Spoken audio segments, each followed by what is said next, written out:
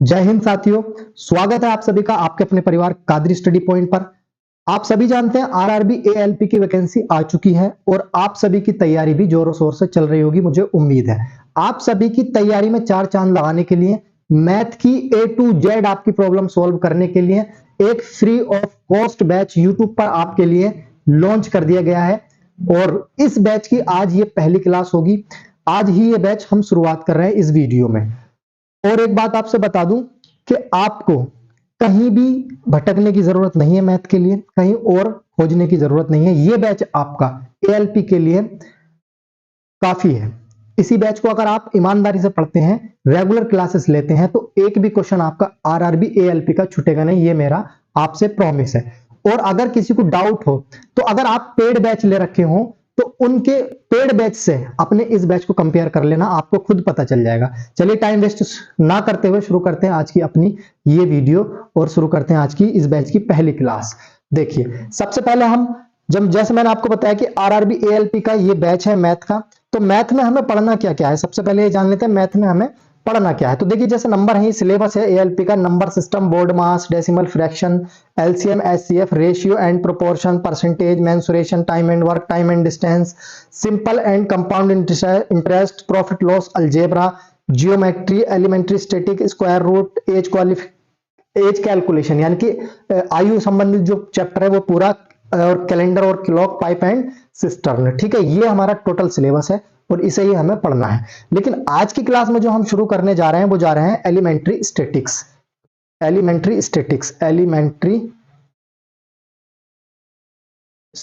ठीक है, आप बिल्कुल ये नहीं सोचेंगे कि नंबर 1 चैप्टर से शुरू करेंगे। पहले उन चैप्टर को पढ़ लेते हैं जो बहुत हार्ड लगते हैं आपको, जिनमें आपको प्रॉब्लम आती है, ताकि लास्ट में आपको कोई भी दिक्कत ना हो, पहले ही आप सारी समस्याएं सोल्व हो जाएं। तो देखिए एलिमेंट्री स्टैटिक हम शुरू करने जा रहे हैं, सांख्यिकी पढ़ेंगे। आज का पहला चैप्टर हमारा होगा और इस चैप्टर में हमें क्या क्या पढ़ना है। जैसे देखिए अभी मैंने क्या बताया आपको कि हम एक बैच शुरू कर रहे हैं, उस बैच में हम कौन कौन से चैप्टर पढ़ेंगे ये मैंने आपको भी बताया। अब हम पहला चैप्टर शुरू कर रहे हैं और पहले चैप्टर में हम क्या क्या पढ़ेंगे ये और जान लो। तो जैसे कि सांख्यिकी में पढ़ा जाता है, परास है, माध्य है, माध्यिका है, बहुलक है, मध्य विचलन है, विचरण प्रसरण है, मानक विचलन है, आवृत्ति है, आवृत्ति विचरण है, आवृत्ति बहुभुज है। ये सब टॉपिक हमें इस चैप्टर में पढ़ने हैं और A to Z, 0 to advance level तक आपको इस बैच में पढ़ाया जाएगा, कुछ भी बिना छोड़े। ठीक है, देखिए सबसे पहले आप ये जान लीजिए कि इस चैप्टर में जो सांख्यिकी चैप्टर है, हमें किसका अध्ययन करते हैं। मोस्टली हम इसमें जो है डाटा का अध्ययन करते हैं। सपोज दैट जैसे कोई जनगणना हुई, ठीक है, कोई जनगणना हुई है, 2011 में हमारी जनगणना हुई थी। तो जैसे कुछ लोग आपके यहाँ डाटा लेने आए होंगे, ठीक है, कुछ लोग आपके यहाँ डाटा लेने आए होंगे। तो जैसे आपने बताया उन्हें कि आपके यहाँ 2 बच्चे हैं, है ना, दो बूढ़े हैं, इस तरह से वो उन्होंने सारा डाटा कलेक्ट किया, पूरे देश से डाटा कलेक्ट किया गया। उसके बाद वो जो डाटा था उसका जो अध्ययन किया गया या उसको जो व्यवस्थित किया गया, जैसे बताते ना जनगणना में इतने वयस्क हैं, इतने बूढ़े हैं, इतने बच्चे हैं, या फिर एज क्राइटेरिया के हिसाब से बांट देते हैं, 10 से 20 साल के 5 बच्चे, है ना, 20 से 30 साल के कितने लोग हैं, 4 लोग हैं। इस तरह से डाटा को कैलकुलेट कर देते हैं। इसी सब चीज का अध्ययन हम इस चैप्टर में करते हैं। देखिए इसका थोड़ा बेसिक जो है ना, इसका बेसिक पोर्शन जो है वो थोड़ा सा हार्ड आपको लग सकता है, उसको आपको शांति बनाकर थोड़ा सा ठहरने के बाद समझना पड़ेगा, सुननी पड़ेंगी सारी बातें, आपको बोरिंग भी लग सकता है, ठीक है, लेकिन आपको पढ़ना है। देखिए डाटा हमें 2 तरीके से दिया जाता है, एक होता है असमूहिक यानी कि अनग्रुप्ड डाटा, और एक होता है सामूहिक डाटा यानी कि ग्रुप्ड डाटा। और असमूहिक डाटा क्या होता है, असमूहिक डाटा आपको इसमें इस तरह से दिया जाएगा, 1 2 4 5 8, इस तरह से एक रो के फॉर्म में आपको एक डाटा दिया जाएगा, जिसे आप कहेंगे असमूहिक डाटा है। वहीं पर अगर सामूहिक डाटा को बात करूं तो 2 तरीके से सामूहिक डाटा 2 तरीके से दिया जाता है। एक तो आपका इस तरह से होता है, सपोज दैट मान लीजिए किसी कंपनी में कुछ इंप्लॉय हैं, उसमें से कुछ की सैलरी 100 रुपए है, किसी की 200 है, कुछ की 300 है। तो उसने डाटा को ऐसे मान लीजिए, उसने डाटा को क्या किया, उसने सीधा सीधा आपको ये बता दिया कि 100 जिनकी सैलरी है वो 3 लोग हैं। कितने लोग, 3 लोग, सही है। अब ये जो सैलरी है ना, सो ये क्या कहलाता है, हमारा इंटरवल कहलाता है।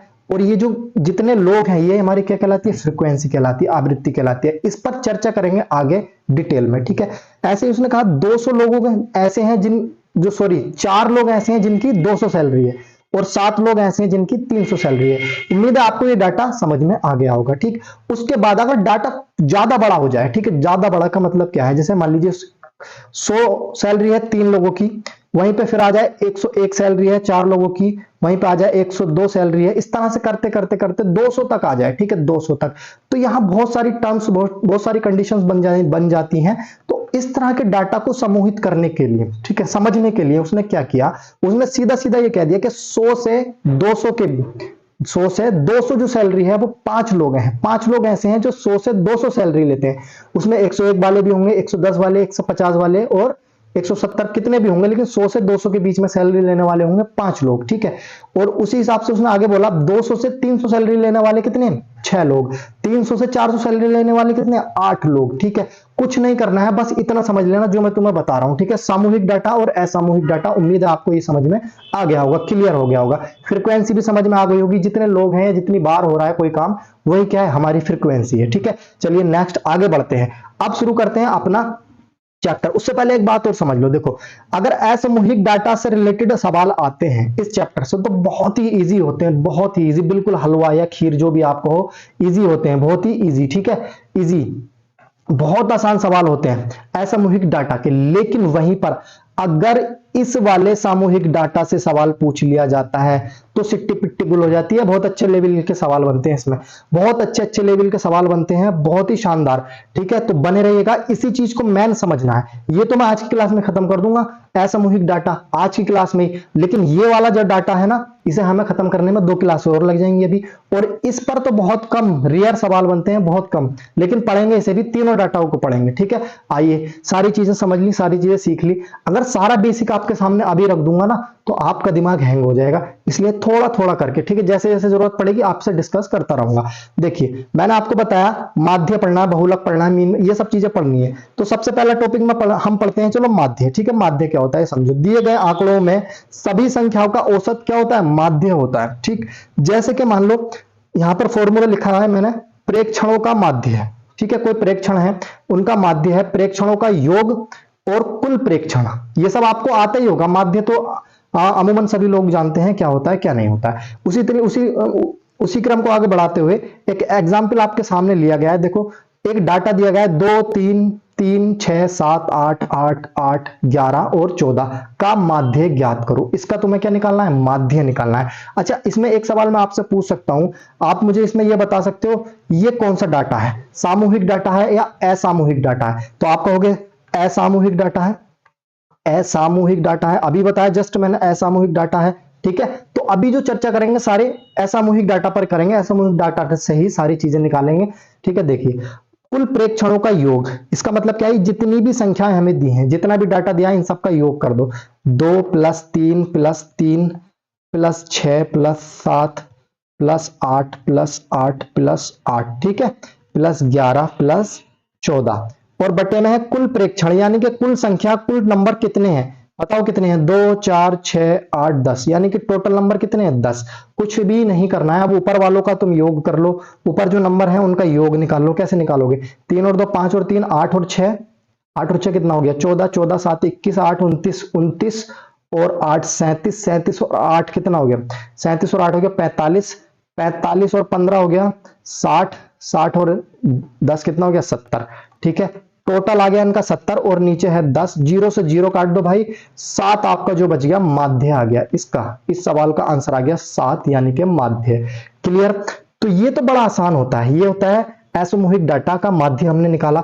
आइए इसी क्रम को आगे बढ़ाते हुए नेक्स्ट चीज देखते हैं अपनी, क्या है माध्य का मीडियन, जिसको इंग्लिश में बोलते हैं मीडियन। मीडियन क्या होता है, बड़ा इंपॉर्टेंट चीज होती है मीडियन, देखना इसको कैसे निकालते हैं। देखिए माध्य का डाटा की संख्या, डाटा की मध्य संख्या होती है। माध्य का जो होती है, जो डाटा है उसकी बीचों बीच वाली संख्या होती है, ये बोल रहा है लैंग्वेज में, जब डाटा को आरोही क्रम में व्यवस्थित किया जाता है। डाटा को आरोही क्रम में व्यवस्थित करना है, यानी कि बढ़ते हुए क्रम में, पहले छोटी संख्या फिर उससे बड़ी, फिर उससे बड़ी, फिर उससे बड़ी, इस तरह से व्यवस्थित करोगे डाटा को, फिर उसके बाद माध्य का पता चलेगी आपको। ऐसा नहीं करना है आपको कि जैसा डाटा दे दिया वैसा ही आपने निकाल के बता दिया, तो गलत हो जाएगा बिल्कुल, ठीक है। पहले डाटा को व्यवस्थित करना है आरोही क्रम में, ठीक, और फिर बीच वाली संख्या, मध्य संख्या आपको बतानी है, वही क्या होगी, माध्य का। लेकिन इसमें दो कंडीशन होती हैं। दो कंडीशन क्या क्या होती हैं, देखिए, यदि प्रेक्षणों की संख्या विषम हो, यानी कि ये जो नंबर्स हैं ये विषम हो, ठीक है। कैसे, मतलब देखो 2 4 6 8,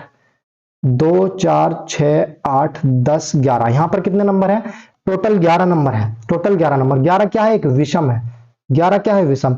अगर संख्या विषम है, ठीक है, डाटा में जो नंबर दिए उनकी संख्या विषम है, तो बहुत ही आसान है, कुछ नहीं करना। जैसे यहां पर 11 नंबर है, तो देखिए 2 4 5, 5 इधर छोड़ दो, 5 इधर छोड़ दो, ठीक है, 2 4 5, बीच वाला नंबर क्या हो जाएगा, माध्यिका हो जाएगी। बीच वाला नंबर क्या, माध्यिका। समझो बात को, माध्यिका बराबर क्या हो गया, 8 हो गया। यहां पर जब संख्या विषम हो तब क्या करेंगे, बीच वाला नंबर पकड़ के माध्यिका बता देंगे, वही क्या हो जाएगी, माध्यिका। जैसे यहां पर क्या है, 8 माध्यिका, एग्जाम्पल सही बता दिया मैंने। दूसरी कंडीशन क्या बनती है, दूसरी कंडीशन ये होती है, यदि प्रेक्षणों की संख्या सम हो। सम का मतलब क्या है, देखो 2 4 6 8 10, यहां पर मैंने कितनी संख्याएं ली हैं, 10, ये क्या है, सम। दोनों कंडीशन अच्छे से समझ लो, दोनों कंडीशन अच्छे से समझ लो। रेलवे में बहुत सवाल पूछे जाते हैं इस चैप्टर से, और बहुत ही आसान होते हैं, बहुत आसान, ठीक है। अगर ऐसा हो जाए कि सम संख्या आ जाए, तो देखो जैसे यहां पर हमने एक बीच में निकाल दी, बराबर बराबर से, ऐसे तो इधर नहीं निकाल सकते। अगर मैं मान लो 4 संख्या इधर लेता हूं और 4 ही संख्याएं इधर लेता हूं, ठीक है, 2 4 और 2 और 4, ठीक है, 4 संख्याएं मैंने इधर ले ली, 4 इधर ले ली। अब यहां बीच में कितनी संख्याएं बची, 2 संख्याएं। क्लियर। जब संख्या सम हो तो इन दोनों को जोड़ेंगे बीच में जो बची हैं, ठीक है, और इसे भाग कर देंगे 2 से, क्योंकि 2 नंबर जोड़े हैं तो 2 से भाग कर देंगे। कितना हो गया, 7 और 7 14 और 1 15 का 15, 15/2। और जब इसे सोल्व करोगे तो 7.5 इसकी क्या आ जाएगी, माध्यिका आ जाएगी। 7.5 क्या आ जाएगी, माध्यिका। क्लियर। दोनों टर्म्स क्लियर हो गई, दोनों रूल क्लियर हो गए।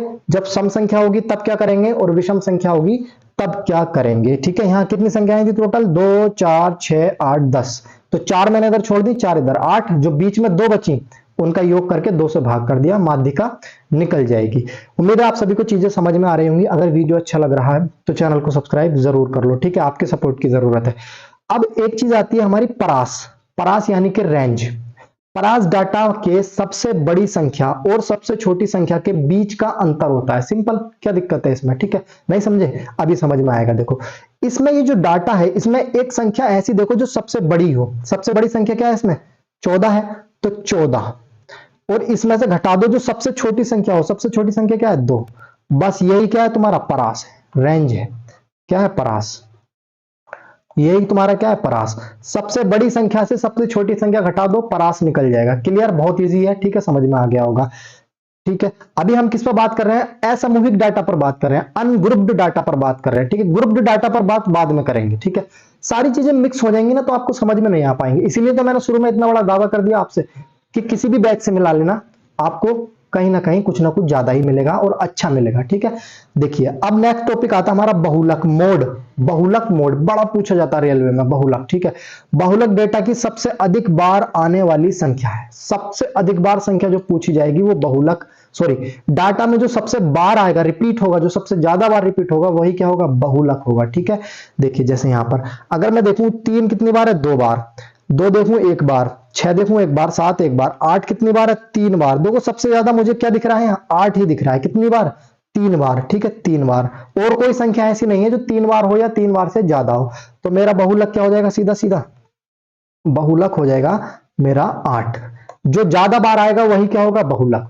क्लियर, बहुत ही आसान चीजें हैं, समझ में आ गया होगा बहुलक भी, ठीक है।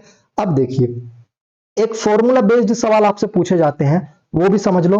बहुलक बराबर 3 गुणा माध्यिका -2 माध्य होता है। ये फॉर्मूला आपको याद रखना है। इसका यूज क्या होता है वो मैं अभी बताऊंगा। देखिए कैसे, बहुलक और माध्यिका का मान देगा तो आपसे माध्य पूछ लेगा, माध्यिका और माध्य का मान देगा तो आपसे बहुलक पूछ लेगा, या फिर माध्य और बहुलक का मान देगा तो आपसे माध्यिका पूछ लेगा। 2 वेरिएंट देके तीसरा कुछ भी पूछ सकता है तीनों में से, ठीक है। तो एक फॉर्मूला ये होता है, इसका याद रखेंगे, बहुलक बराबर 3 माध्यिका -2 माध्य, ये इनका रिलेशन होता है बीच में।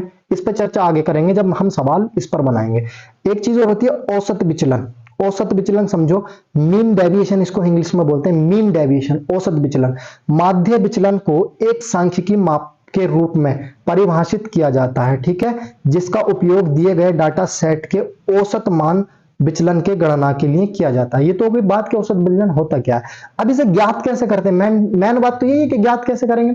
तो इसमें 3 स्टेप लगते हैं। नंबर 1 स्टेप क्या होगा आपका, दिए गए डेटा मानों के माध्य मान ज्ञात करें। सबसे पहले जो डाटा आपको दिया गया उसका माध्य निकाल लो, फिर उसके बाद अब दिए गए प्रत्येक डाटा मान से माध्य घटाएं। सही है, ऋणात्मक ऋण चिन्ह जो है अनदेखा कर देंगे, माइनस वाइनस नहीं लेंगे। अभी समझ में ना आएंगी चीजें, अभी सुन लो बस जो मैं बोल रहा हूं, करके दिखाऊंगा ना प्रैक्टिकली, तब आपको समझ में आएगा, दिमाग में छप जाएगा, बिल्कुल डाउनलोड हो जाएगा, कभी ना भूलोगे। ठीक है, अब चरण 2 में अब चरण 2 में प्राप्त उन मानों का माध्य ज्ञात करो। ठीक है, अभी तुम्हारी समझ में नहीं आया होगा, अब आएगा, देखो मैं बताऊंगा ना कैसे आएगा।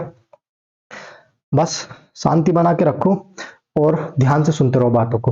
देखिए ये चीज है, सबसे पहले आपको क्या करना है, इसका औसत विचलन पूछा गया है, तो सबसे पहले इसका माध्य ज्ञात कर लो। माध्य अभी मैंने स्टार्टिंग में ज्ञात करा था, बार बार ज्ञात करने की जरूरत है क्या, 7 आया था। क्लियर, बोलो क्लियर कि नहीं क्लियर।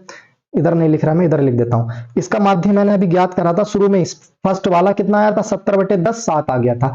अब ये जो 7 आया है इससे इसका कंपैरिजन करो, ये कितना छोटा कितना बड़ा है। 7 और 2 में कितना अंतर है, 5 का अंतर है।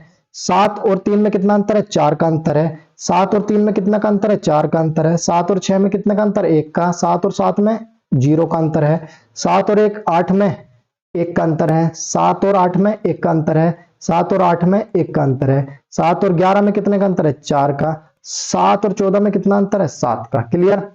पहले क्या किया मैंने, माध्य ज्ञात किया, उसके बाद इसका कंपैरिजन किया, इसकी तुलना की, 7 से कितना ज्यादा कितना कम है। ठीक है, माइनस चिन्ह को क्या करेंगे, अनदेखा करेंगे। देखो ऊपर ही लिखा है, माइनस चिन्ह को क्या कर दिया, अनदेखा कर दिया। अब बोल रहा है अब चरण 2 में प्राप्त उन मानों का माध्य ज्ञात करेंगे। अब ये जो मान मुझे प्राप्त हुए हैं ना, इसका ही माध्य निकाल देंगे। माध्य यही क्या होता है, औसत विचलन होता है। ठीक है, औसत विचलन, औसत विचलन ही लिख देता हूं। ठीक है, औसत विचलन, औसत विचलन, औसत विचलन। अब इसका क्या हो जाएगा बताओ, इन सब का योग कर दो, 5 4 4 1 0 प्लस 1 प्लस 1 प्लस 1। क्लियर। उसके बाद आ जाएगा +4 +7, और ये टोटल नंबर कितने हैं, टोटल नंबर है ये 10। इन्हें जोड़ लो, 5 और 4 9, 4 13 और 1 14, 15 16 17, 17 4 21 और 7 28, 28/10 यानी कि 2.8 आपका औसत विचलन आ जाएगा इसका। क्लियर। उम्मीद है आपको ये भी समझ में आ गया होगा। ठीक है, चीजें थोड़ा तेज चल रही हैं तो कमेंट करके बताएंगे कि हाँ थोड़ा तेज चल रही हैं। औसत विचलन ये थोड़ा सा आपका एडवांस हो जाता है उन सब चीजों से जो अभी तक हमने पढ़ी है। सिंपल है, करना कुछ नहीं है। पहला स्टेप क्या, माध्य ज्ञात करना है, फिर माध्य से इनकी तुलना करनी है। माध्य से तुलना करनी है, कौन कितना बड़ा कौन कितना छोटा है। उसके बाद जो हम तुलना करके नंबर हमें प्राप्त होंगे उन सब का क्या निकाल देना है, माध्य निकाल देना है। वही क्या होता है, हमारा औसत विचलन होता है। क्लियर। उम्मीद है आपको ये भी समझ में आ गया होगा। देखिए नेक्स्ट टॉपिक की तरफ चलते हैं, विचरण प्रसरण, वेरिएंस। बड़ा ही इंपॉर्टेंट टॉपिक है। देखो विचरण इस बात की का माप है कि डाटा बिंदु माध्य से कैसे भिन्न है। ठीक है, इसको ज्ञात कैसे करते हैं, देखो नंबर 1 पॉइंट है, दिए गए आंकड़ों का माध्य ज्ञात करेंगे, वही सेम बात। दूसरा है अब प्रत्येक मान का औसत घटाएं और उसका वर्ग करें। ठीक है, करना वही है, औसत से कंपैरिजन करेंगे, औसत से कंपैरिजन करेंगे। ठीक है, इस वर्गीकृत मान का औसत ज्ञात करें। देखो क्या है यहां पर, क्या बोला है उसने, वर्ग करने को बोला है, वर्ग करें। जो तुलना करके वैल्यूज हमने निकाली थी उनका वर्ग करके जोड़ना है। अब देखो अगर मैं इसका माध्य की बात करूं तो माध्य आप निकाल चुके हो पहले, इनका माध्य। देखो समझाने में आसानी हो और जल्दी चीजें मैं आपको समझा पाऊं, इसीलिए मैंने सेम टू सेम सवाल आपको बताने के लिए टॉपिक टू टॉपिक मैं आपको बता रहा हूं चीजें कि कैसे कैसे होती है। ठीक है, इसके बाद मैं क्या करूंगा, सारी चीजें आपसे डिस्कस करने के बाद फिर मैं सवाल लूंगा, प्रीवियस ईयर के सवाल भी लूंगा, कुछ अच्छे लेवल के सवाल भी लूंगा। ठीक है, सारी तरह के सवाल मैं आपसे डिस्कस करूंगा क्लासेस में। आप बस रुके रहिए, समझते रहिए चीजें कैसे कैसे होती हैं और किसका मान कैसे निकाला जाता है। माध्य मैंने कितना निकाला था, इसका 7 निकाला था। ठीक है, 7 निकालने के बाद अब फिर से इसकी तुलना करो, ये कितना कम है भाई 5, ये कितना कम है भाई 4, ये कितना कम है 4, और ये कितना कम है 1, ये कितना कम है 0। ठीक है, ये कितना कम है, ये ज्यादा है 1, ये ज्यादा है 1, ये ज्यादा है 1, फिर ये कितना 4, फिर ये कितना 7। ठीक है, अब ये तो हमने निकाल लिया यहां तक, पहले जैसा ही सेम टू सेम। उसने कहा उनका वर्ग करो, वर्ग कर लो भाई इनका। 5 का वर्ग करोगे कितना आएगा? 25 आएगा। 4 का वर्ग करोगे कितना आएगा? 16 आएगा। फिर 4 का वर्ग करोगे कितना आएगा? 16 आएगा। फिर 1 का वर्ग करोगे 1 ही आएगा। 0 का वर्ग करोगे 0 ही आएगा। 1 का वर्ग करोगे 1 ही आएगा। 1 का वर्ग करोगे 1 ही आएगा। 1 का वर्ग करोगे 1। 4 का वर्ग करोगे 16। 7 का वर्ग करोगे 49। अब इन मानों का औसत ज्ञात कर लो, विचरण प्रसरण निकल जाएगा आपका। अब इन मानों का औसत कैसे निकालोगे आप? क्या करोगे? इन सबको ऐड कर दोगे। इन सबको ऐड करने के बाद क्या करोगे? आप भाग कर दोगे जितने नंबर हैं। तो मैं लिख रहा हूं यहां पर 25 plus 16 plus 16 plus 1 plus 0 plus 1 plus 1 plus 1 plus 16 plus 49। Clear? और ये नंबर हैं कितने टोटल? ये टोटल नंबर है 10। ठीक है, तो 10 से क्या कर देंगे? भाग कर देंगे। अब इसे ऐड कर लो। देखो 49 और 1 कितना हो जाएगा? 50। इसे तो साइड रख दो, 50 को उठा के पहले। अब देखो यहां पर 16 16 32, 32 1 2 3, 32 और 3 कितना हो गया? 35। 35 और 25 कितना हो जाएगा? 35 और 25 कितना हो? 60। 60 और 50 ये कितना हो गया? एक मिनट रुको, ये 50 तो मैंने अलग रख दिया। ठीक है, 16 16 दूनी 32, 16 दिया 48 हो गया। 48 49 और ये 50। ठीक है, 50 ये हो गया। और ये 51 51। ठीक है, 51 और 25 कितना हो गया? 56 76। 76 और 50 कितना हो गया? 126। 76 और 50 126। देखो 76 सॉरी 76 और 50 हो गया 126। ठीक है, इसका सम कितना आ गया? टोटल 126 और बटे में कितना है? 10। ये हम क्या निकालना है? विचरण प्रसरण। या तो आपको विचरण बोल देगा या प्रसरण भी बोल देगा, खाली दोनों चीजों में से एक चीज बोल सकता है। इंग्लिश में वेरिएंस बोल देगा। ठीक है, वेरिएंस वेरिएंस समझो चीज को। ठीक है, अगर वेरिएंस कैलकुलेट करोगे तो कितना आ जाएगा? 12.6 इसका आंसर आपका आ जाएगा। ठीक है, तो चीजों को समझो। इससे पहले जो हमने पढ़ा वो क्या पढ़ा? औसत विचलन पढ़ा। औसत विचलन में क्या करते थे हम? माध्य निकाल के इसकी तुलना करते थे और जो भी वैल्यू आती थी उसका औसत निकाल देते थे। यहां क्या करेंगे? माध्य निकालकर तुलना करेंगे और जो भी वैल्यू आएगी उसका स्क्वायर करेंगे, फिर उसका औसत निकालेंगे। क्लियर? आसानी से समझो, सिंपल वे में समझो, कंफ्यूज नहीं होना है बिल्कुल भी। चीजों को यह नहीं समझना हार्ड है, मुश्किल है, आसान नहीं है। ठीक है, सारी चीजें आसान है, बस एक बार समझो, मेरी बातों को सुनो। उम्मीद है आपको यह भी समझ में आ गया होगा। बहुत ही शानदार, बहुत ही जबरदस्त। ठीक है, अब देखिए, एक चीज आती है मानक विचलन, एक चीज आती है मानक विचलन। मानक विचलन क्या होता है वो समझो। मानक विचलन की बात करें, मानक विचलन, विचरण नहीं है विचलन है, मानक विचलन। तो ये होता है अंडर रूट ऑफ विचरण प्रसरण का। विचरण प्रसरण क्या? जो अभी हमने निकाली है वैल्यू वेरिएंस, वेरिएंस का रूट अगर हम कर दें तो मानक विचलन की वैल्यू आ जाएगी। अब देखो सेम सवाल मैंने फिर से वही ले लिया। इसका क्या करना है? आपको मानक विचलन बताना है।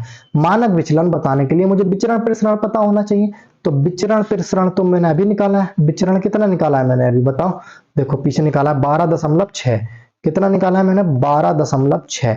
अब विचरण तो मैंने निकाल लिया। देखो जब आपके सामने ये सवाल आएगा तो आपको पूरा कैलकुलेट करना पड़ेगा, पहले विचरण निकालना पड़ेगा। मैंने पीछे वाले सवाल से उठा लिया क्योंकि मैंने अभी निकाला है। अब मुझे मानक विचलन निकालना है। मानक विचलन अगर मुझे इसका निकालना है, मानक विचलन, ठीक है, तो इसका क्या करूंगा? सिंपल बस इसका रूट कर दूंगा, बात खत्म हो जाएगी। यानी कि रूट में 12.6 इसका आंसर हो जाएगा। कभी कभी ऐसी संख्याएं भी आएंगी जिनका मान लो स्क्वायर निकलता हो, जैसे मान लो रूट में 25 आ गया तो आप इसका 5 लिख दोगे। कभी संख्याएं ऐसी भी आएंगी जैसे ये आई है जिनका रूट आप सोल्व नहीं करोगे और ऑप्शन में एज इट इज आपको ऐसा ही रखा मिल जाएगा। ठीक है, और ये जो मानक विचलन होता है इसे शॉर्ट में एस डी बोल देते हैं या फिर इसे एक सिग्मा बोलते हैं। इस तरह से इसका एक साइन होता है ये। ठीक है, समझ लेना, यहां पर छुटा हुआ है। या तो एस डी बोल देंगे शॉर्ट में, सही है, स्टैंडर्ड वेरिएशन, या फिर इसका एक सिग्मा बनता है। किस तरह से इसकी पहचान के लिए चिन्ह होता है, इसको इससे नोट किया जाता है। ठीक है, उम्मीद है आप सभी को क्लास बहुत बहुत बहुत पसंद आया होगा और सारी चीजें जो मैंने आपसे डिस्कस की हैं वो सभी आपको समझ में आई होंगी। अगर चीजें समझ में आई हैं, क्लास अच्छा लगा है तो वीडियो को लाइक शेयर कर दो और चैनल को सब्सक्राइब कर दो और जुड़े रहो कंटिन्यू अपने कादरी स्टडी पॉइंट के साथ। आपकी हर एक तैयारी के लिए आपको निःशुल्क बैच प्रोवाइड हम करते रहेंगे। मिलते हैं नेक्स्ट वीडियो में इसी तरह की एक दमदार क्लास के साथ। तब तक के लिए जय हिंद।